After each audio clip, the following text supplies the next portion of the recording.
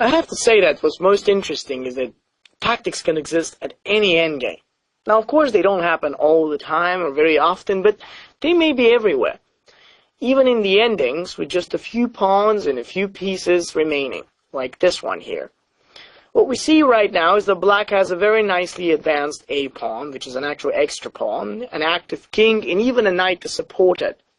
Nevertheless, white has taken the controlling A2 square, so the pawn can promote, and with his own king, he is trying to push back black's own fierce piece on E3, so that essentially he can't easily come through. What is your suggestion about black up here? What do you think he can do to try and win this position?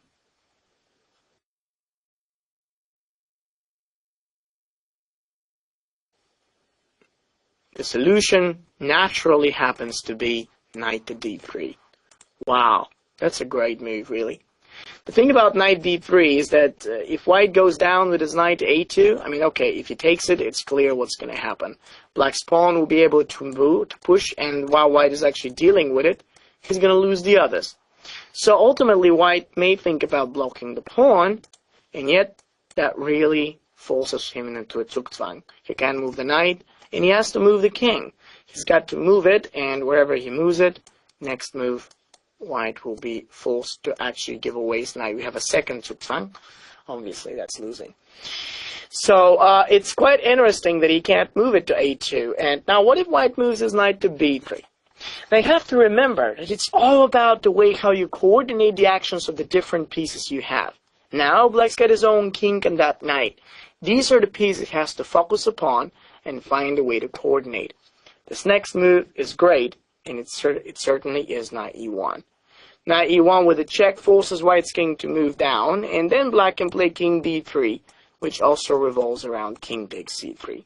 Knight has to go back, but this is great, because with a move like, actually, when the knight goes down, black simply needs to play, well, there is actually the move of king b2, which wins 2.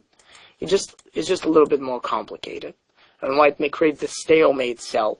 It does not work, because after d takes to the c, in fact, we get the ability of playing d4, c6, d3, king takes to d3. And now what's most interesting is that after we are able to play king b2, c7, a1, and c8 with the queen, black can make the move of queen to the d1 check and win the pawn. For the fortunate thing here isn't only about the pawn, but also the bad position of the white king. And I know what you're going to say. This is not what I like. Me neither. But that's why you have to be precise. Don't always, especially in Indians, don't always trust the line that seems the most likable first. Why don't we just go to play for the move of king takes d4, and then let white to come down to c2, just so that we can play king c3, and then eventually a2.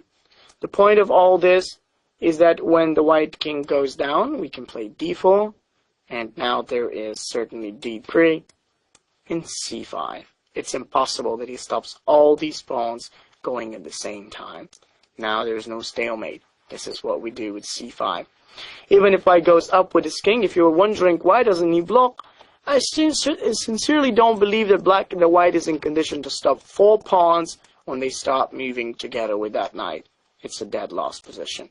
So knight d3 is an extraordinary move on how we eliminate the main defender, and we really get to interact with our king and knight at the same time. A very beautiful solution indeed.